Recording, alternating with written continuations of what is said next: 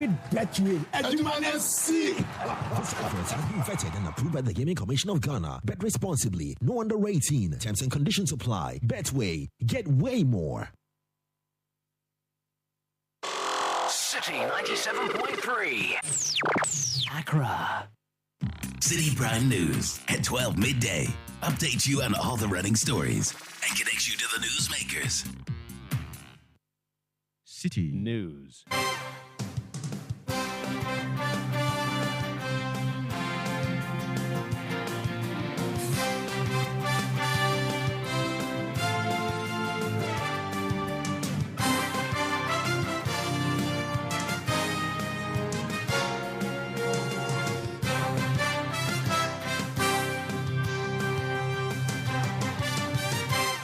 It's midday. Hello, good afternoon, and welcome to Citi Prime News, live from our studio at number 11, Dr. Martin Loop in Adabraka, Accra. My name is Ajwa Tinkrama Domina, here with Wilma Obobisa Coleman. Coming up, minority in Parliament vows to resist imposition of a 7 billion tax waiver request by the government as it describes the move as regressive.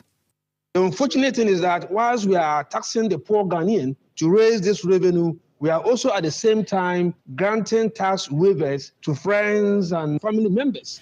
Also coming up, Electricity Company of Ghana justifies decision to donate 200 motorbikes to the Ghana Police Service following backlash from a cross-section of Ghanaians. The thing is that we've always been supporting the Ghana Police as they have supported us in various manners. We have given them torchlights, we have given them boots, we have given them reflectors over the years. For several years that we've been working with them. But this year we felt like we needed to meet them at their point of need. Still ahead, Parliament continues debate on promotion of proper human sexual rights and Ghanaian family values bill today. And Mr. Speaker, per the committee's report, the rationale stated there is to broaden the scope of the prohibited acts. So instead of just using threats or intimidation, we are making it threats, intimidation, or inducement. And later, Wajak Bawe Public Health Directorate expresses worry over increase in new HIV infections. We have details of these and more in the next hour if you stay with us. The news is also live on all our partner stations across the country. In the Upper West region, we are on Tumpani Radio 88.5, Jurapa 96.1 FM. In the Upper East region, we are on Recast 92.1 FM. In the Northern region, we are on North Star Radio 92.1 FM. In the Northeast region, we are on Nobia FM 98.1. In Western Beach, 105.5 FM. In Ashanti, Focus 94.3 FM. Orange, 107.9 FM. Volta region, find us on Sela Radio 97.1 FM. Holy 98.5 FM. And in the Savannah region, we are on Kasha 99.5 FM. Citi Prime News at 12 midday. Updates you on all the running stories and connects you to the newsmakers. A very warm welcome to you. We begin from Parliament. The minority in Parliament says the government is seeking to present a 7 billion Ghana cedis tax waiver request to the House for cronies in the trade industry.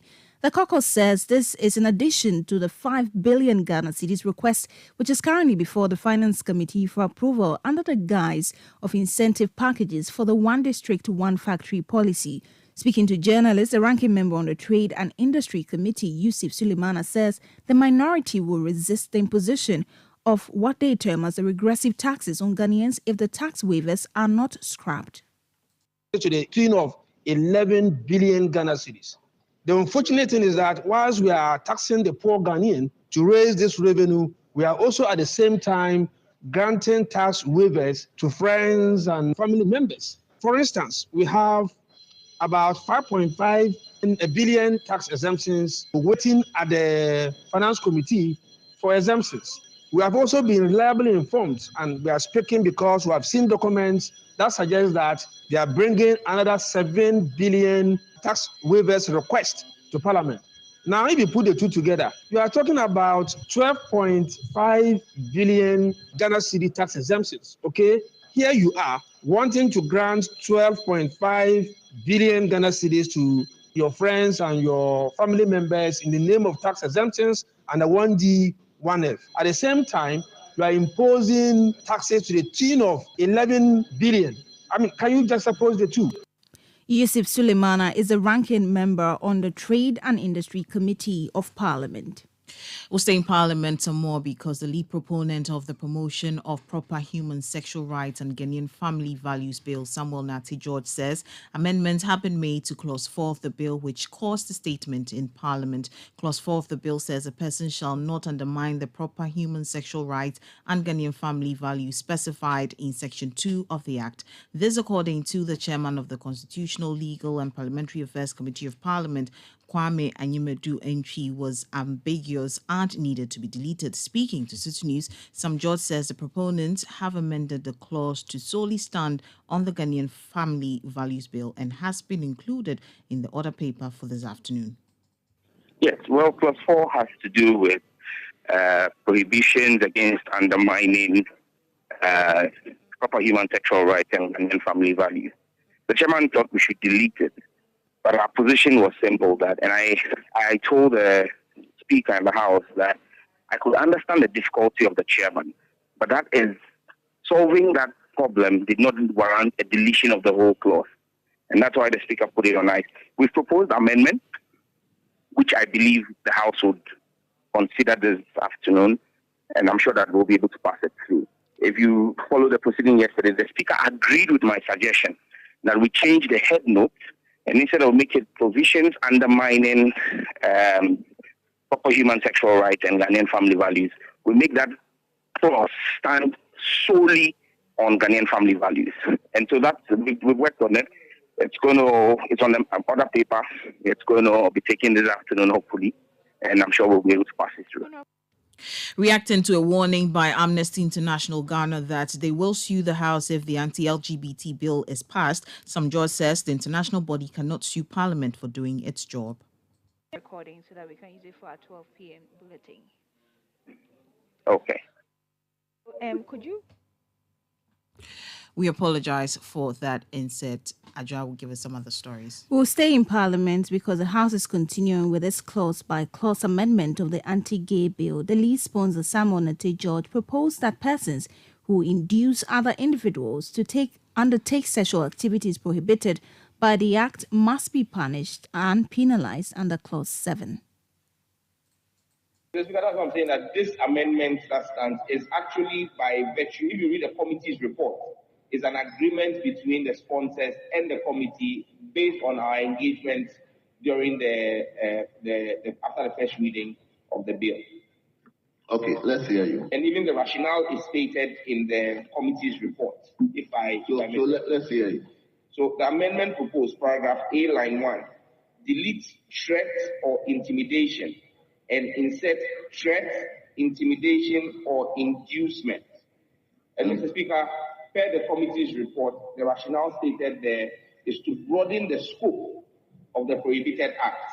So instead of just using threats or intimidation, we are making it threats, intimidation, or inducement, because the committee drew the attention of the sponsors that people do procuration, which is basically attracting people into this act, not only by threats, not only by intimidation, but at times by even offering money, which is inducement. So we are seeing the addition of inducement into that bill. So basically, it will then read a person who by threats, but Mr. Speaker, just so that we are clear, it is going to now read, based on the previous amendment that we had carried, it will now read a person who by threat, obstruction, deterring, improper or corrupt means, molestation, intimidation, or inducement. That was Sam Nati George, his MP for Ningo Pram and lead proponent for the anti-gay bill. Now, President Akufo-Addo has given the strongest indication yet that majority of the Agenda 111 hospital projects will be commissioned by next year. The president says the initiative to construct a hospital in every district and a regional hospital in the 6 newly created regions is to address the infrastructure deficit in the various areas. Speaking at the maiden edition of the Physicians and Surgeons Awards, President Akufo-Addo reiterated government's resolve to improve the healthcare delivery system of the country. Construction of 86 district hospitals 2 regional psychiatric hospitals, and the Western Regional Hospital are ongoing, which are all at various levels of completion. The average completion rate of the 89 ongoing projects is 52%, with work at some of the sites being 70 to 80% complete. It is worthy to note that the constructions of these hospitals are being undertaken by indigenous Ghanaian contractors who have provided direct and indirect jobs to Ghanaians. Beyond the building of these new healthcare facilities, my vision is to help make Ghana the center of excellence for medical care in West Africa by 2030. Leveraging on Ghana's favorable status in the region as the most peaceful country in West Africa. You heard President Akufo-Addo. Away from that to some politics, National Chairman of the National Democratic Congress, Johnson Asiedu Nketia, says a future NDC government will explore opportunities in the livestock industry to deal with the recurring conflict between crop farmers and herdsmen. Years of feud between local farmers and herdsmen over the destruction of farms by cattle have resulted in the loss of lives in some major farming communities in the country. However, speaking in Kumasi at an annual conference of the Fulani community in Ghana, Mr. Asiedu Nketia insisted that the livestock sector needs a proper regulation to contribute to economic growth. Problem no nyete yempe na ntie wo Ghana. Problem no ne se obi eye na adwuma ensese obi adwuma de ekosai obi adwuma. No one is against the rearing of cattle in Ghana. The issue, however, is the persistent conflict between farmers and herdsmen. If someone is engaging in their farming activities, another person who is herding cattle should not allow their cattle to destroy the farm. The farmer, on the other hand, should also not prevent the cattle herder from engaging in their activities. The only thing we can do to ensure a peaceful coexistence between cattle herders and farmers is to streamline their activities. Cattle rearing is a good thing, and even at the Ministry of Food and Agriculture, there's a department purposely for livestock.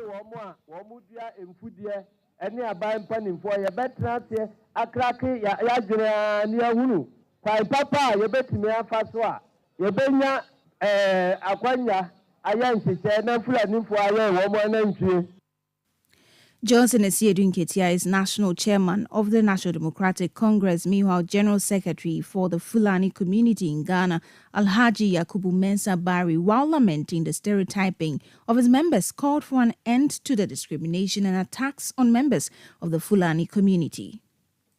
I think about this discrimination and stereotyping, you are the best people that can help us, because we need more education. A lot of people doesn't know. If they say the Fulani, they don't know who is the Fulani. So the people must know who the Fulanis are, whether which type of Fulani do we have in Ghana, because the conclusion is that Fulanis are not Ghanaians. That's why they are facing all those atrocities, thinking that because they are not Ghanaians, you can do anything with them and go away with it. So I think more education, than that in the media, you people are our first door of call, that you should educate the people. We have Fulanis, yes, we have the nomadic Fulanis, before we have the urban area Fulanis, who are not even involved in cattle rearing. And they are all Fulani. That does not deny them being a Fulani. The Fulanis that are having cattle are really, is their business. Just like the farmer, the Konkomo man, who is today is a minister, but he has also a brother who is a farmer. It's the same thing like the Fulanis. So we need more education, and that discrimination will never help us. If by this time, around over 60-something years of independence, and we are still discriminating. General Secretary of the Fulani community in Ghana, Alhaji Yakubu Musa Bari. Now, customers of Men's Gold Ghana Limited have lauded the decision by the court handling the criminal case against the CEO of defunct company, Nana Appiah Mensah, for committing to deliver judgment by March 2024. The judge presiding over the case, Justice Ernest Owusu-Dapa, during the case management conference, noted that he wants the case dealt with expeditiously considering the public interest concerns. To achieve this, the judge has set January 15 to 19 for a day-to-day trial to assess the feasibility of such an approach moving forward. He also urged the defense counsel and prosecution to explore plea bargain deals. Spokesperson spokesperson for the customers, Frederick Force, in reacting to the comments of the judge, expressed confidence in getting justice soon. The proceedings went very well, and we've been given 20th December for the start of the full trial, and I think that's very positive, and all of us can attest to the attitude and of the judge, the energy, and also we are happy that both sides, both the respondents or the accused and the prosecution, seem to agree on most of the things, and I think that is best. At the end of the day, both sides want justice, and even though we have extended our definition of justice to include the retrieval of our money, we are happy the court tried in several ways to give some guidance to the accused side on the issue of pre-bargaining and the available remedies within the law that the other side can exploit to ensure that this case is disposed of speedily. And also, when you look at the further dates that the prosecution requested for in January, that we're going to have 5 continuous days trial, and after that the judge will give further orders. So we are very much satisfied with the proceedings today and how the tone of the trial has been set so far. So far so good. Frederick Forsing is spokesperson for the Coalition of Aggrieved Customers of Men's Gold. From Men's Gold, let's do some matters on education. And the Ghana Tertiary Education Commission, GTEC, has described as unfortunate threats by the Ghana Association of University Administrators to strike if the former doesn't suspend its planned directives on holding allowances in public offices. The association believes the scheme has caused some of its members to lose their allowances as the process is fraught with discrimination and unfair labor practices. Speaking to Citi News on these concerns, Director General of GTEC, Professor Ahmed Jinapo Abdullahi, said the Commission will continue to engage the association to come to a reasonable agreement. It's unfortunate for GAWA to take such a position, especially when GTEC has engaged GAWA National. This year alone, 7 times that we've met GAWA National friend platforms in different forums. As we speak, I'm speaking to you from WA, where I'm meeting the National Executive Committee of UTAC, traditional universities. All officers or executives of UTAG are having a conference that I'm attending now to speak to these issues. We are talking of office holding. We are not talking of people's schedule of work or individuals what they are appointed to do. Office holding simply means that you are appointed as a staff of a university with a specific schedule. Depending on the management structure of that institution, you are put into an office, do 1 or 2 things, and once you are done doing whatever you're supposed to do within a certain specified period, which mostly is 2-3 years, you exit that office for another person to take over. We hope and pray that we continue to engage. GTEC, as I've always indicated, is there to ensure that there's efficiency and effectiveness when it comes to the management of the university administrative setup. Our job is to support, and we'll always support GAWA to get them what is due them. But the system must not be abused, and people should not take advantage of the lack of regulation that used to exist previously to more or less do things that is untoward. So we know there will not be any strike. Director General of the Ghana Tertiary Education Commission, Professor Ahmed Abdullahi Jinapo.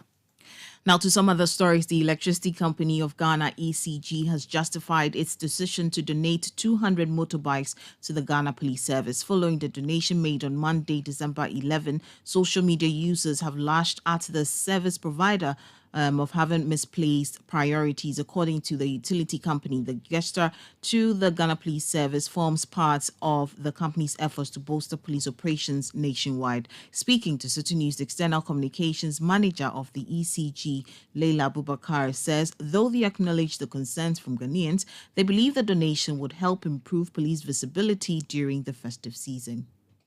We have seen that people are a little bit, they misunderstand the gesture to the Ghana police that we did on Monday. The 200 motorbikes that we donated to them, to the Ghana police, have been misconstrued, and Ghanaians are of the opinion that we should have apportioned these 200 bikes differently. That could be true, but then we also owe a responsibility to the state and to the customer. The responsibility to the customer is to ensure that we are providing reliable electricity. And to do this, it encompasses a lot of grounds work. work. Now, when it comes to the grounds work of ECG, one of the stakeholders that we collaborate with the most is the Ghana Police. It is not news that whenever we're on grounds, our staff are physically threatened, and the people we run to the most at all times, most of the time, is the Ghana Police, and they have always been by our side. The thing is that we've always been supporting the Ghana Police as they have supported us in various manners. We have given them torchlights, we have given them boots, we have given them reflectors over the years. For several years that we've been working with them. But this year we felt like we needed to meet them at their point of need, not just donate because we felt we were going to give them something as we do every year. So this year we spoke to them.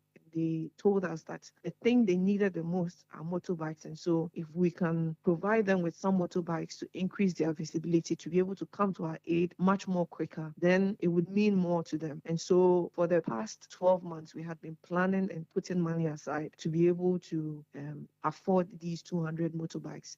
Now, people think that we should have given priority to other things. It's not as if we have neglected the other parts of the business. We have vamped up our revenues. Our meter issues are being solved with our loss reduction project. People are no longer waiting in queues at our offices because we have instituted the cashless system. You heard the external communications manager of the Electricity Company of Ghana, Leila Abubakar. Now, the chairperson of the National Commission for Civic Education, Caitlin Addy, has called on individuals to actively participate in the upcoming district-level elections, emphasizing the importance of strengthening Ghana's democracy. She highlighted the district assembly concept as a crucial component of Ghana's democratic structure, intended to bring governance and democratic principles directly to the people. Speaking during a media engagement with the Commission, Madam Addy expressed the NCC's active efforts to encourage Ghanaians to engage in the district assembly elections. You live in a community, you have invested in property, you have invested in a business, you are paying rent in the community. You have a civic duty to ensure that you are part of ensuring that that community works properly. It is your civic responsibility to participate in governance through active participation in what happens in your community as far as local government is concerned. NCCE, we are doing the best we can. This year, if you go into the districts or communities, you will see our staff members actively working to ensure that the message of going to vote in this election is out there for everybody to hear. They are in the lorry parks, they are in the markets, they are in places of worship, they are asking people to go out and vote. This year, we have also deployed jingles and announcements that are currently airing across the country, also reminding people of this civic duty. Because as a commission, we understand the importance of this exercise of electing local assemblymen and unit committee members in the governance architecture of our country. Kathleen Addy is chairperson of the National Commission for Civic Education. You're still listening to the Citi Prime News. Still ahead, Wajak Bawe Public Health Directorate expresses worry over increase in new HIV infections. We'll tell you more shortly. Please stay. Citi Prime News at 12 midday. Update you on all the running stories and connects you to the newsmakers. About to a rainy, gonna go to a bunny view. Easy about to a rainy, young go to a bunny view. Oh, your mamba, sorry, go to a bunny view. Easy won't say, gonna go to a bunny view. And also say, I go to a bunny, but my battle. Assembly many unit committee members to a bamane. I ain't yampun to you, to a bamane. December 19th, please prepare yourself to go out there and cast your vote. Oh, Mamba Papa, 19th December, fellow Palon, so got me your brain. About 200, no, a bump for a war. Young Peppa Sambasa, young voters ID card, put to Yako fear. A bomb to my wapa. I can camera no. So yo mamba got to a banubio. I'm got to a menu, gonna go to a banubio. Easy about to a menu, I'm gonna go to a banubio. We yo mamba sorry, go to a banubio. Easy boy won't say, gonna go to a banubio. District Assembly elections. Please go and cast your vote. Citi Prime News at 12 midday. Update you on all the running stories and connects you to the newsmakers. And you're welcome back. This is a Citi Prime News. My name is Adjoa Tinkra Madam, and I'm here with Wilma Bobisa Coleman. Two more stories this afternoon. The leadership of the Senior Staff Association and Teachers and Educational Workers Union at the University of Ghana will today meet the National Labour Commission over their demand for the interim market premium. The two groups have over the period demanded the arrears, which spans from 2010 to 2018. Although management of the University of Ghana has commenced payment, the meeting is to ensure that the management complies with plans to clear the arrears. Away from that, the Ghana National Fire Service says its response to fire emergencies in and around the Asenit Manso across the district of the Eastern region will be improved significantly following the commissioning of a new fire station at Akroso. In an interview with Citi News after leading the commissioning of the second fire station in the Eastern region this year, the Eastern Regional Fire Service Commander ACFO Jennifer Na Yale Kwe says the fire services posted to the Akroso Fire Station will be embarking on an aggressive fire safety education and appeal to residents to avail themselves to be part of the fire volunteer program. I'd like to tell the residents to avail themselves because the Bible says, for lack of knowledge, my people perish. So now that they are here and they're going to give them a they should avail themselves. They should just try and be friends with fire service so that they will become conscious when it comes to safety. Again, we appeal to the citizens to support them in their activities. They should try and support them in all they do, and so that they will feel comfortable staying in the area, so they will work for God and country. That was Eastern Regional Fire Service Commander ACFO Jennifer Na Yale Kwe. Now, the Ghana Private Road Transport Union, GPRTU, has urged drivers to adhere to all traffic regulations, especially during the Christmas festivities. Data shows Ghana records more fatalities during festive seasons, an issue that's of concern to many. Industrial Relations Officer of the GPRTU, Abbas Imoro, has therefore cautioned drivers to drive with caution. We remind our people to be careful on the roads. They should be observant on all road signs. We advise them not to travel at night because most of our roads are accident-prone roads that we have around there. So we most often remind them of some dangers surrounding us. We believe some passengers also enter our buses with some of these unfortunate issues. So we need everybody's prayer before the buses moves. You had the Industrial Relations Officer of the Ghana Private Road Transport Union, Abbas Imoro. Now, the Greater Accra Regional Chairman of the New Patriotic Party, Divine Otuagohom, says the party will engage a former parliamentary candidate for the Sege constituency, Eunice Lassie, who has resigned from the party. Eunice Lassie explains that her decision is as a result of plots by some party executives to sabotage her. Reacting to this development, the MPP Greater Accra Regional Chairman said, although Madam Lassie has resigned an undertaking that does not permit her to leave, the party will engage her to address her concerns. We will continue to engage. It's true. The game in which we are is a game of numbers. So we need everybody. It's so unfortunate that at this material moment, somebody will say she's leaving it. So behind the scenes, the elders are, asked to try and reconcile, their constituencies after the primaries, of which Sege is one. So they will engage her. If she is able to resign her decision, come back fine. Somebody has sent a flyer to me already advertising the independent candidature. So it means that she's gone far. Be it as it may, we are still talking and even hoping that we'll be able to get people from the other parties to join us. So why not? We'll continue talking. If she's able to change her mind and stay within the party, that will be fine for all of us. Divine Otuagom is the Greater Accra Regional Chairman of the New Patriotic Party. Now, the West African Examinations Council, WAEC, has assured that the 2023 West African Senior School Certificate Examination WASSCE results will be released by Monday, December 18, 2023. There's been uncertainty among the public over when the results will be made available to the candidate. Citi News' sources at WAEC said the council is working assiduously to ensure that the results which will be released are accurate.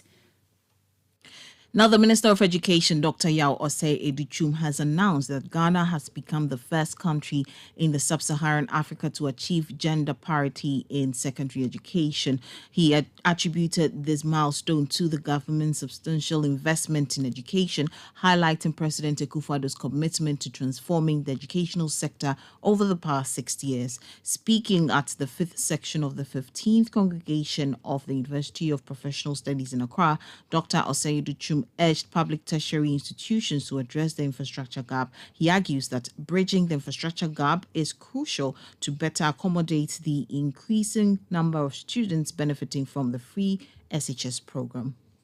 We need intervention of universities like UPSA in terms of the infrastructure that they are putting up so that we can get more of our young men and women the opportunity for tertiary education. In 2017, 830,000 of our young men and women were enrolled in high schools. Today, it's a little bit shy of 1.4 million. And Ghana has also attained something that has not been done by other sub-Saharan African countries: gender parity in secondary education. We have the same number of young men and as women attending secondary schools in this country. You heard Minister of Education, Dr. Yao Osei Educhum. From education, we'll do some health because the Wejak-Bawe Municipal Assembly in the Greater Accra region is recording new cases of HIV infections. Experts blame high commercial sex activities in the area for the surge and call for immediate actions to be taken. Here's more on this issue in the following report by Citi News' Central Regional Correspondent Calvis Tete.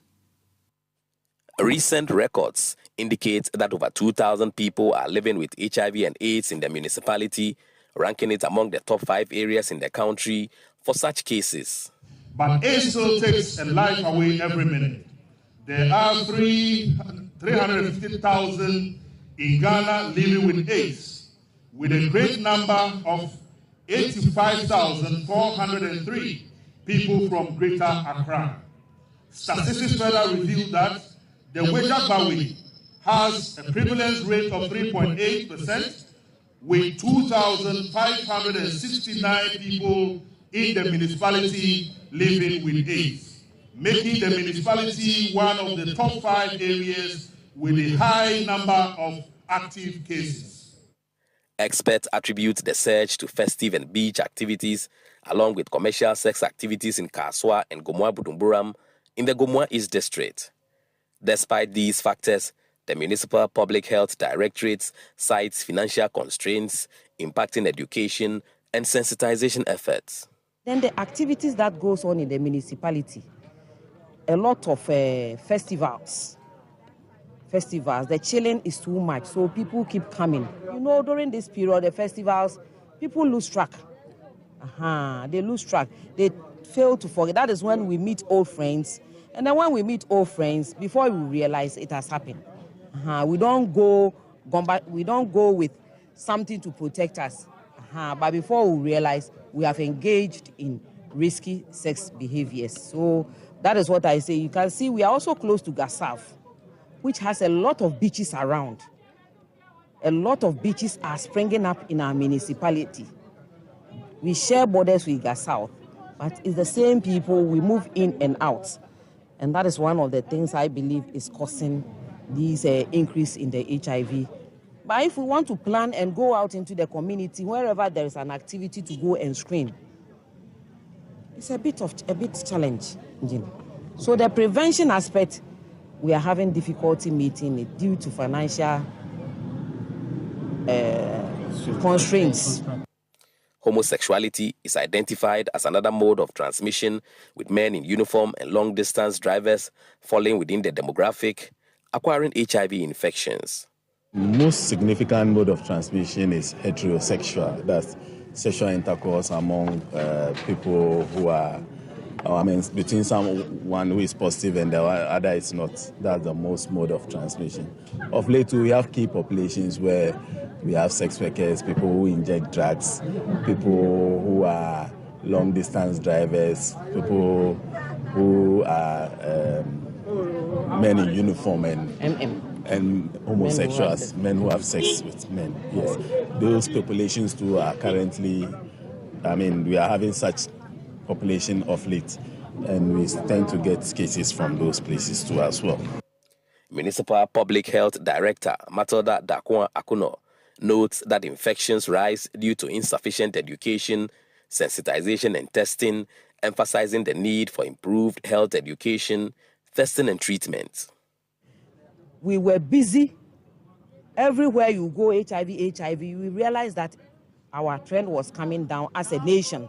But when COVID came and we forgot about HIV and we moved there, and so you believe me that because the health education dropped, our health educational activities went down, people also went loose. Individuals testing positive and seeking healing at religious centers are urged to opt for medical treatment to suppress the viral loads and prevent further spread.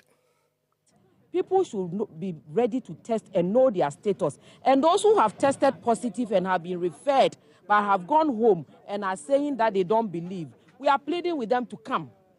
Those who have run to go and stay at prayer camps, yes, they can be at their prayer camps and pray, but we are pleading they should come for the treatment so that they can suppress their viral load and then they will reduce their risk of spreading the infection among their own family members as well as the people that they engage in sexual activities with. The municipality adopts the 95-95-95 policy for antiretroviral therapy, ensuring 95% of infected individuals are tested, linked to care, and virally suppressed, aiming to curb the spread and death. Mahmudu Aminu, in charge of antiretroviral therapy at the Weja Municipal Hospital, shares insight with Citi News. It is said that we should ensure that 95% of the people living with HIV in our municipality are tested.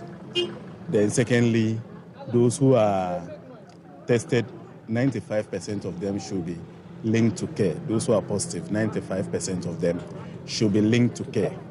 Then those who are linked to care, the last 95 is for us to ensure that they are virally suppressed. So it's as part of this policy, we ensure that we encourage the testing of people living with HIV in our facilities. Experts suggest a possible case overflow from neighboring Kaswa and Gomoa Budumburam, contributing to the high numbers in Weja. The municipality's major health facility attracts people from adjoining communities for testing, increasing the case numbers. To enhance sensitization and reduce the numbers, the Ghana HIV and AIDS Network conducts a sensitization and free screening exercise at the Kaswa New Market. Some councillors on the network shares their perspective after the exercise. We decided to come to Kaswa as is the central region because we realized there is much population here, and then it looks as if much education is basically only in Greater Accra. So it just looks like they are being ignored or they get less information on HIV. Yes, and then looking at the size of the market itself is populated in such that we know when we come here, we will definitely be able to get our target or get people to get tested and actually know their status. It's festive season, all right, but each and everyone should take care of him or herself. There is HIV. It is real. People think it's not real, but it is real. So people have to be very careful about the way they go on with this festive season. You understand? The young ladies, they have multiple partners, which I believe it's not good because you wouldn't know the person who is contracting the virus. So with all due respect, if you are a youth and you're having multiple partners, please reduce it. That was a report filed by Central Regional Correspondent Calvis Tete.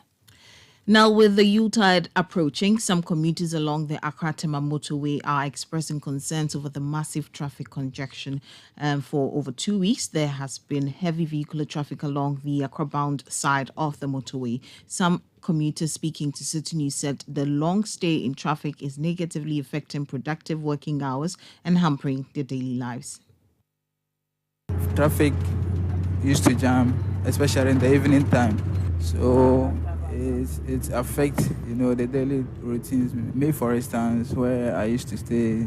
So normally when I go to work and I'm coming back in the evening, because of how the festive activities are and how people flow out into town to patronize their staffs. When you are coming to the house, usually I used to arrive from work to the house. It was almost 45 minutes, but nowadays it's almost 2 hours. So it's really affects a lot. Yeah, I would say the traffic started from Manet to Roundabout, not from Roundabout to Airport, up to Accra, mostly during the Christmas season. That's how it happened. But these days, no, it doesn't happen on Christmas alone. You heard some commuters of the Tema Accra motorway there expressing concern over the massive traffic congestion on the stretch. You're still listening to the Citi Prime News. When we return, we'll talk to you about some allegations by the minority in Parliament, which says that government is yet to complete and deliver a 2-bedroom house promised to the 2021 National Best Farmer. Citi Prime News at 12 midday. Update you on all the running stories and connects you to the newsmakers. You're welcome back. We'll take you back to Parliament because the minority says the government has failed to deliver its promise of giving a 2-bedroom house to the best national fish farmer for the year 2021. The minority says that the house is yet to be completed, with the ministry seeking to use 500,000 Ghana cedis of its 2024 budget to complete the facility, debating on the approval of the 298 million Ghana cedis budget for the Ministry of Fisheries and Aquaculture Development for the year 2024. The ranking member on the Food and Agriculture Committee, Eric Opoku, says the government must act responsibly. Mr. Speaker, this is a very important celebration that every Ghanaian must observe. Unfortunately, during the celebration, the best fish farmer is not given the award. In 2021, the best fish farmer was to be given 2-bedroom house. The ceremony, which was attended by His Excellency the President and all the state apparatus, Mr. Speaker, it was all over the country that the best fish farmer was going to be given 2-bedroom house. As we speak, the house has not been completed. And the ministry is now asking for 500,000 Ghana cedis, 500,000 Ghana cedis to be able to complete the building and then hand it over to the best fish farmer. Mr. Speaker, this is something that must not be told anywhere. We don't have to allow this to happen. Somebody has worked very hard to put food on our table. And as a nation, we want to recognize his contributions. We are saying that, look, we are giving you this as an award. We have told the whole world that we are giving the person 2-bedroom house. 2021, we are now doing 2024 budget, and we are now looking for 50,000 to be able to complete the facility and hand over to the person. Just because the ministry says that because they don't have the capacity to even put up the houses. Now they are saying that they are not going to build houses for the awardees again. They are looking at something small that can be presented within a short time. This is unacceptable. You heard ranking member on the Food and Agriculture Committee of Parliament. This is still the Citi Prime News stories we've been bringing you so far. Minority in Parliament vows to resist imposition of a 7 billion tax waiver request by the government as it describes the move as regressive. An electricity company of Ghana justifies decision to donate 200 motorbikes to the Ghana Police Service following backlash from a cross-section of Ghanaians. We've also been talking to you about how Parliament is continuing the debate on the promotion of proper human sexual rights and Ghanaian family values bill today. Wilma has some more stories. Now, research indicates that more than 4,000 women in Ghana are diagnosed with breast cancer each year. Studies also show that up to 70% of these women have advanced stage cancer by the time it is identified. In support of breast cancer surgeries, Vivo Energy has donated a smoke evacuator and a surgical equipment to support the efforts of Kolebu Teaching Hospital. Speaking to the media on the sidelines, the corporate communications manager of Vivo Energy, Shelley Tony Kumi, indicated that the donation was prompted by a request from the management of the Kolebu Teaching Hospital. This is a perfect Christmas gift to the Kolebu Teaching Department. And as a company, this is not just that we'll continue, because health is one of our main focus areas. Health safety is very integral to the operations of our business, and we'll continue to support the government in delivering quality healthcare that overall helps to achieve the Sustainable Development Goal 3 of providing quality healthcare and well-being of people. As we all know, during the surgical procedure, there's some smoke that emits during the process. So this machine or this equipment is going to help evacuate the smoke that's emits during the process, which can also be harmful to the health of the practitioners and also to the patients. So it's going to play a key role in the delivery of overall quality service as far as surgical procedures are concerned. And so you heard the corporate communications manager of Vivo Energy, Shelley Tony Kumi. Now, a surgical surgeon with special interest in breast cancer treatment at the Kolebu Teaching Hospital, Dr. Josephine Insafo, expressed appreciation to Vivo Energy for their generous gesture. This instrument is going to help us in our breast surgeries, whichever type, creating a new breast, saving the breast, or removing the breast. So thank you very much. It's a great start. That was the general surgeon at Kolebu Teaching Hospital, Dr. Josephine Insafo. Away from that, the Ghana Education Service is intensifying its crackdown on the alleged charging of unapproved fees as 7 head teachers in some senior high schools in the Ashanti region are the latest asked by the service to step down. The GES, in a separate statement, says it has begun investigations into the conduct of the affected head teachers found taking unauthorized monies from first-year SHS students. Citi News' Ashanti regional correspondent Hafiz Tijani has the rest of the story. The headmaster of the Collins Senior High School, Ampon Ahmed Umar, allegedly charged and collected an amount of 200 Ghana cedis per student for issuance of National Health Insurance cards. At the Asantiman Senior High School, students were allegedly charged 100 Ghana cedis by the admission and ICT team of the school for checking of results, admission process, and printing of slips. The headmaster, Nathaniel Asamoah, has been asked to step aside. The headmistress of Kumasi Girls Senior High School, Selina Anani Afuakwa, is among the culprits, as monies for compulsory anniversary cloth, house dues, calculators, and others were allegedly being collected. At the Kumasi Senior High Technical School, the headmaster, Andrews Boatin, is being investigated as fees for hymn books, record forms, and other books amounting to 100 Ghana cedis were collected. At the Mansoy Dubia Senior High School in the Amansia South District, monies for ICT picture without printing, admission fees, PTA dues, school uniform, and protocol fees were allegedly collected. The headmaster of that school, Kwajo Obin Apia, has been asked to step aside. Monies for bears, sports vests, check dress, white dress, manual admission were allegedly collected, and the headmaster of the Agric Nzima Community Day Senior High School, Daniel Buamaduku, is also being investigated. The headmistress of the Nkawia Senior High Technical School is also being investigated after students were allegedly charged monies for Exead book, SRC dues, the school's crests, hymn book, track shoots, and payment of 300 cedis to finalize admission process. The National Association of Graduate Teachers, NAGRAT, says although the head teachers have erred, the Ghana Education Service should reconsider its sanctions. Masters and administrators of schools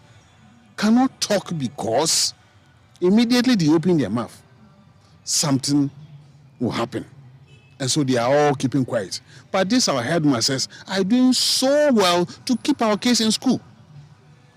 Come to think about barter trade.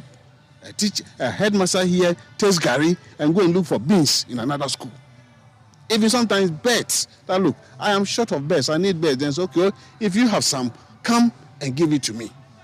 They are doing so well in order to keep our students. So if one slip, they should be killed with a sledgehammer.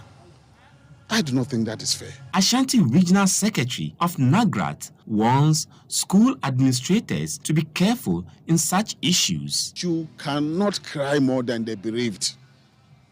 Government says, I am capable. I can take care of all my students. Administration, costs, running of the school. Why should it be my difficulty? Why should I be the one to take money on behalf of parents? So that whatever the government brings, you make do with it. If you don't have, you sit down and watch.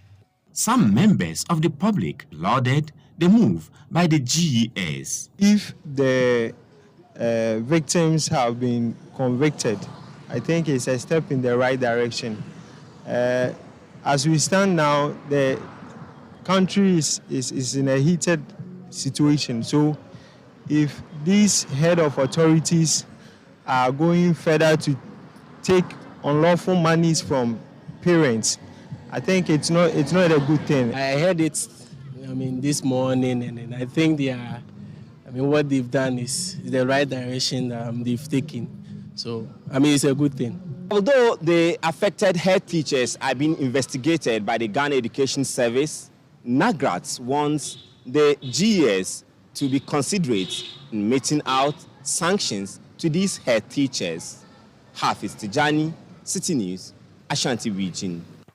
We'll stay on this issue, and this report, by the way, was just to refresh your memories on the stories we brought you so far as the interdiction of some head teachers in senior high schools is concerned. Today, we understand that the 7 head teachers who were supposed to meet the disciplinary committee in the Ashanti region again were not able to meet them. We'll cross over to the region and speak with our bureau chief for the Middle Belt, Edward Oponmafo, who has some updates for us. Edward, yesterday we were told that the head teachers were not able to meet the committee because it was not set up. What reason is accounting for today's delay?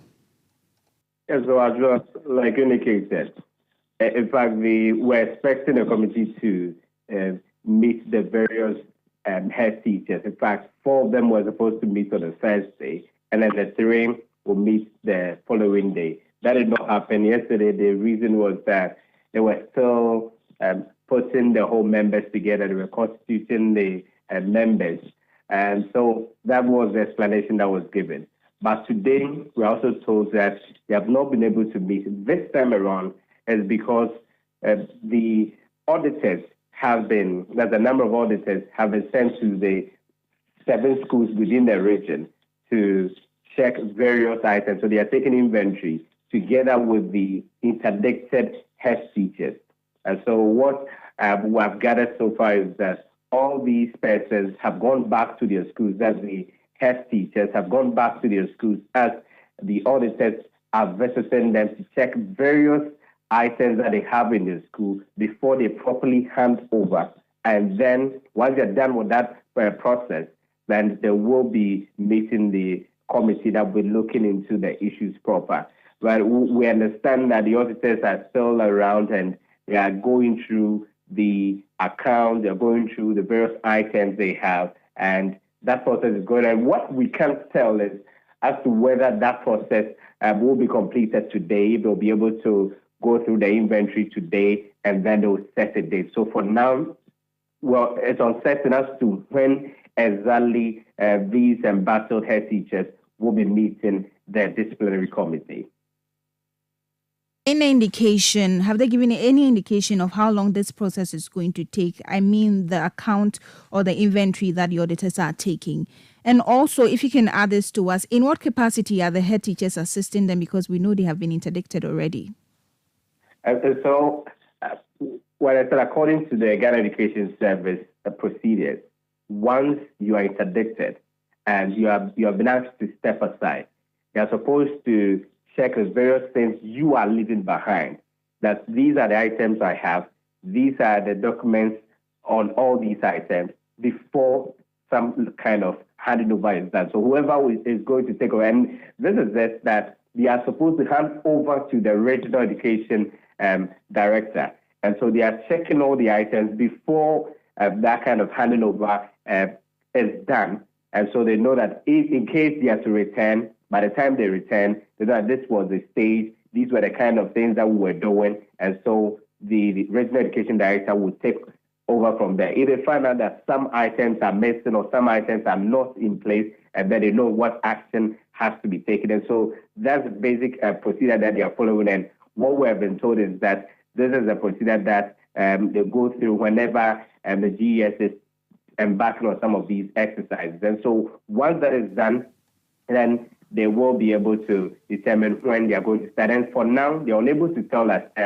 What we have gathered so far is that they will be done as the inventory. How long it will take will be dependent upon the school and what items they have and what kind of engagements they have to embark on within this period that the auditors are around. Very well. Thank you so much for bringing us those updates. That's Edward Oponmafo. He is the bureau chief for the Middle Belt for Citi News. Wilma has some more stories. Now, the country risks a major outbreak of avian flu if government does not take steps to depopulate all affected birds in the Ashaiman enclave. More than 17,000 birds have so far been destroyed after the outbreak of bird flu in Ashaiman some weeks ago, according to the Municipal Director of Veterinary Services at Ashaiman, Dr. Naomi Geiser. The risks of a larger scale outbreak exists until all the affected birds are destroyed. The ideal thing we should have done was to depopulate all the birds in that enclave. That would have saved us a lot.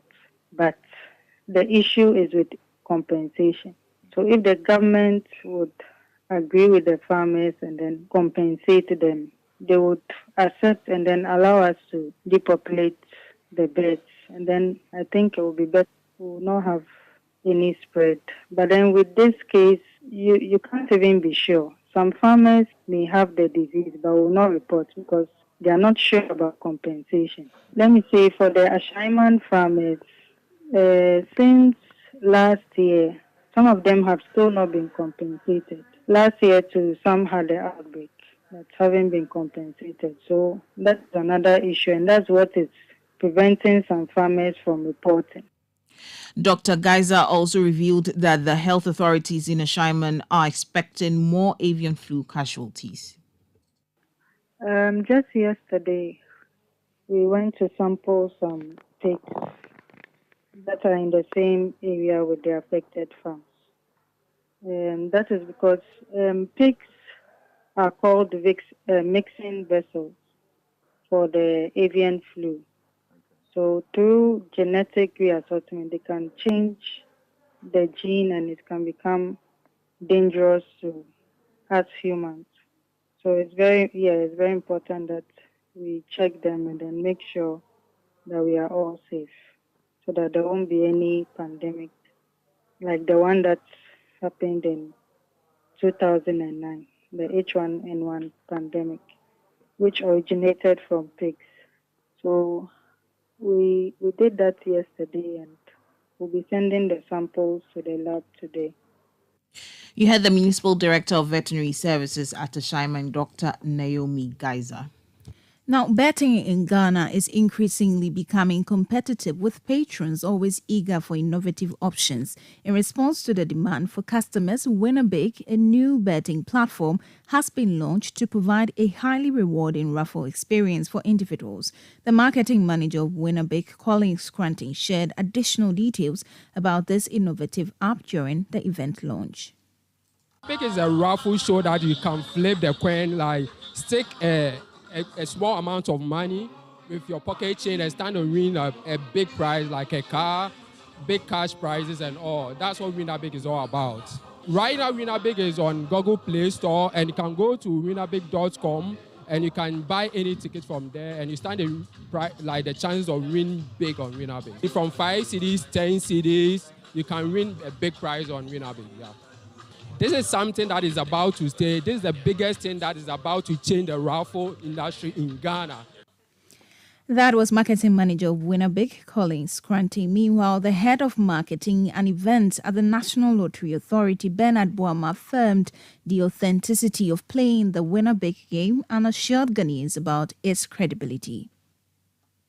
At NLA, there's a department that regulates or supervises consumer promotions like what we've witnessed launched today. The whole idea is to ensure the level of fairness and integrity with such processes. In the past, or many times, people put up such schemes and then they just plan and then reward family and friends or people who do not deserve. But the idea of getting it regulated is to ensure that level of fairness and to give everybody that equal and fair opportunity to win once one participates in such schemes. Also at the NLA, revenue that accrues from such regulatory fees goes back to our society through the NLA Good Causes Foundation. You heard the marketing head of an event at the National Lottery Authority, Bernard Boama, speaking there. And that's our package for you today for the Citi Prime News, which has been live from our studio at Adabraka in Accra. My name is Ajua Tinkrama Domina, and I did this with Wilma Obobisa Coleman. For more news, kindly log on to citynewsroom.com. Thank you very much for your company. Have a good afternoon.